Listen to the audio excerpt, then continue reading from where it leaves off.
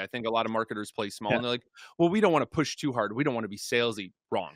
Push a Yeah. little bit. Like if you're pushing too hard, people will tell you, or just they'll stop engaging because it's corny and it's just like buy my stuff, buy my stuff. Like you're probably okay going a little Mm. closer to the sales side of things.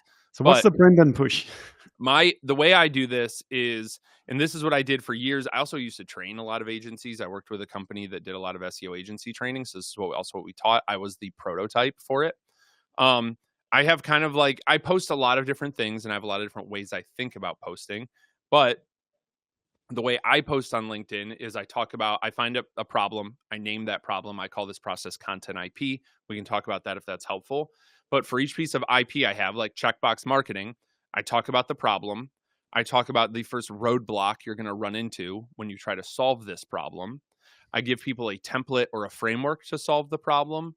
I talk about how I've helped a client solve that problem. Like I recently made a bunch of posts about like my waterfall content strategy. That is a big way that we help solve checkbox marketing is we create something with a unique premise and we waterfall it down. I'm happy to talk about that too.